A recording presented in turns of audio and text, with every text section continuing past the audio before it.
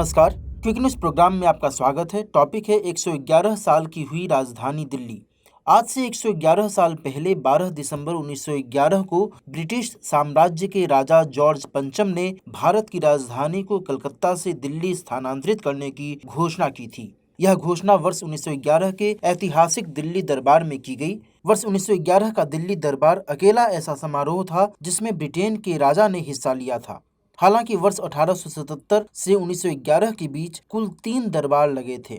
वर्ष 1877 का कलकत्ता का दरबार प्रथम था, जिसे प्रोक्लेमेशन दरबार या घोषणा दरबार कहा जाता है। 1 जनवरी 1877 को कलकत्ता के विक्टोरिया मेमोरियल में महारानी विक्टोरिया को भारत की साम्राज्ञी घोषित किया गया था। दूसरा दरबार दिल्ली में 1903 में एडवर्ड सप्तम और महारानी अलेक्जेंड्रा को भारत के सम्राट एवं साम्राज्ञी घोषित करने हेतु लगाया गया था। यह कार्यक्रम वायसराय कर्जन की देखरेख में लगभग 2 सप्ताह तक चला था। इस आयोजन के कुछ वर्ष पहले ही 1899 से 1900 में पश्चिमी और मध्य भारत में पड़े अकाल ने लगभग 6 करोड़ आबादी को प्रभावित किया था। वर्ष 1911 में जॉर्ज पंचम और रानी मैरी के भारत के सम्राट एवं साम्राज्ञी बनने पर दिल्ली के कोरोनेशन पार्क में हुए राजतिलक समारोह को दिल्ली दरबार के नाम से जाना जाता है। इस समारोह के दौरान ही जॉर्ज पंचम ने 12 दिसंबर 1911 को राजधानी को कलकत्ता से दिल्ली स्थानांतरित करने की घोषणा की थी।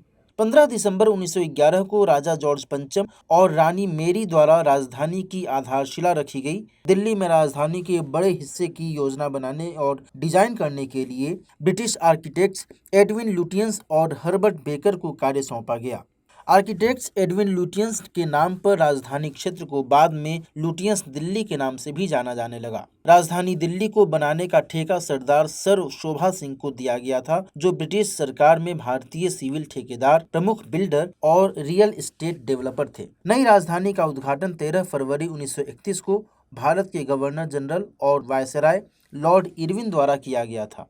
नई राजधानी को अविभाजित पंजाब प्रांत और दिल्ली से कुछ क्षेत्रों से बनाया गया था। इस क्षेत्र को 1927 में नई दिल्ली नाम दिया गया।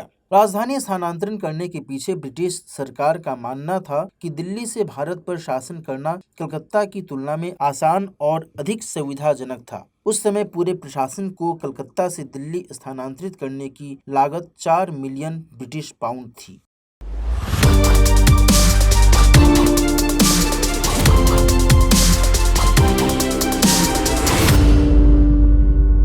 हिंदी में यूपीएससी की तैयारी से संबंधित प्रोग्राम्स को देखने के लिए सब्सक्राइब करें स्टडी IQ IAS हिंदी।